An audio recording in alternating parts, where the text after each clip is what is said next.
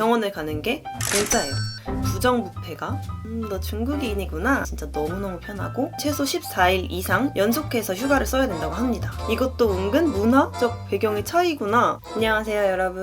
오늘은 블라디보스톡에 살면서 느꼈던 정말 특이한 점, 몰랐던 점, 썰을 한번 풀어보려고 합니다. 제가 직접 느낀 거 위주로 이야기를 하려고 하는데요. 첫 번째로 진짜 너무 놀랬고 너무 좋았던 게 정말로 보행자가 우선입니다. 한국에서는 저는 어릴 때부터 엄마가 꼭 좌우를 살피고 차가 없을 때 한 손을 들고 건너라 이렇게 배웠거든요. 그리고 실제로도 지금 항상 주변을 살피고 차가 있으면 절대 건너지 않고 이런 습관이 엄청 들어있는데 한국에서 지낼 때 보바가 항상 사람이 먼저지 하고 먼저 건너기도 하고 차가 와도 좀 꿋꿋하게 건너고 이런 걸 보면서 어떻게 저렇게 사람이 겁이 없고 확신을 갖고 길을 건널 수가 있지? 저는 좀 기다리자, 보바는 그냥 가자 이런 파여서 항상 그 부분에서 약간 대립이 있었어요. 근데 블라디보스톡을 갔더니 너무나 놀랍게도 제가 횡단보도에 서 있기만 해도 차가 와서 멈추는 거예요. 저는 아직 건널 생각이 없는데 차가 멈춰. 그러면 이 차 눈치가 보이니까 저는 건널 생각이 없었지만 그냥 일단 지금 건너는 거예요. 도로 법규상 보행자가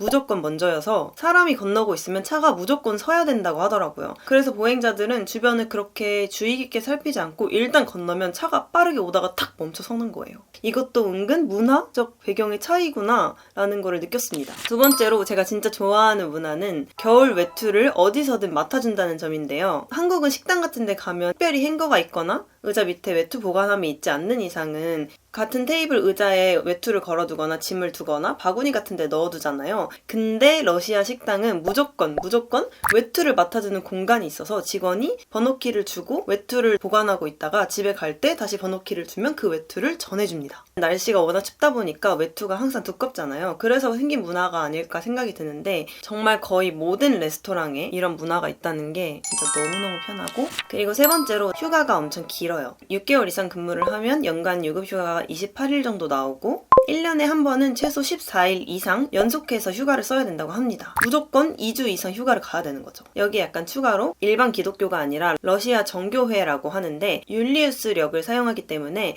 크리스마스가 12월 25일이 아니라 1월 7일이에요. 그래서 이때를 명절처럼 엄청 성대하게 맞이하는데 이때 공식적인 휴가가 1월 1일부터 7일까지 그리고 주말 껴서 좀 길게 나옵니다. 그래서 저도 이번에 보바랑 이때 두바이 여행을 다녀온 거고요. 그리고 또 저는 낯설었던 게 무상의료 체제가 있어요. 그래서 병원을 가는 게 공짜예요. 근데 여기서 정부 기관에서 운영하는 무료인 병원과 민간 병원이 따로 있어요. 근데 아무래도 무상으로 의료를 제공하는 곳은 높은 퀄리티를 기대할 수가 없겠죠? 그래서 좋은 퀄리티와 빠른 진료를 위해서는 민간 병원에 간다고 해요. 여기서 아주 흥미로운 점이 있는데 무상의료 체제이기 때문에 의사와 간호사 연봉이 그렇게 높지가 않다고 해요. 그리고 무상의료 체제가 있으니까 민간 의료도 그렇게 연봉이 높지 않겠죠? 그래서 진료를 받을 때 이거는 언제까지나 개인적인 이야기로 전해들은 이야기입니다. 그래서 그 업무의 중요도에 비해 연봉이 높지 않다 보니까 부정부패가 생긴다고 해요. 그래서 우리 아이 수술 좀 더 잘 봐주세요 하고 뇌물을 가져다 준다고 합니다. 정말 신기하죠? 그리고 또 추가로 우리나라는 원격 의료가 아예 불가능했었는데 코로나를 거치면서 약간 문이 열렸잖아요. 감기 몸살에 걸렸는데 갑자기 전화를 하더니 의사한테서 약을 추천을 받는 거예요. 의사에게 전화를 해서 약을 추천받고 약국에서 사다가 먹는 방법도 있다고 하더라고요. 그리고 한국은 보통 약국들이 6시, 8시면 문을 다 닫고 야간에도 운영하는 약국을 찾기가 굉장히 어려운데 블라디보스톡 시내에 조금 큰 약국은 야간에도 약을 처방을 해주더라고요. 근데 신기한 게 문이 이렇게 있으면 조그마한 창문을 열어놔요. 그래서 밤이 되면 사람들이 약국 안에 들어가지 못하고 요만큼 열려있는 창문을 통해서 약사한테 무슨 약이 필요하다 말을 하면 그 약사가 지어다가 그 문에 카드기를 가져와서 결제를 하고 그 약을 처방해줍니다. 그래서 요만한 문 앞에 사람들이 이렇게 줄을 서 있는 거예요. 아무래도 늦은 밤에 약국 문을 열어두면 위험한 상황이 발생할 수 있으니까 아마 요만한 창문을 열어둔 것 같아요. 그리고 블라디보스톡은 완전 극동쪽에 위치해 있는데 지도를 보시면 북한이랑 중국이랑 정말 가까워요. 그래서 북한 식당이나 북한 사람들도 볼 수 있고 중국 사람들도 엄청 많습니다. 그래서 저는 좀 불편했던 게 중국 유학생들 몇 명 친구들끼리 돌아다니는데 저는 러시아 현지인이랑 같이 있잖아요. 근데 누가 봐도 커플이잖아요. 그러니까 중국 사람들이 지나갈 때마다 특히 남자들이 너 중국인이구나 이런 표정으로 이렇게 쳐다보면서 지나가요. 근데 속으로 나는 나 한국인이다, 나 중국인 아니다, 약간 이런 생각을 하면서 지나갔어요. 근데 진짜 이게 한두 번이 아니고 길거리에서 마주치는 중국인 몇 명은 꼭 그렇게 지나가고, 심지어 식당에서도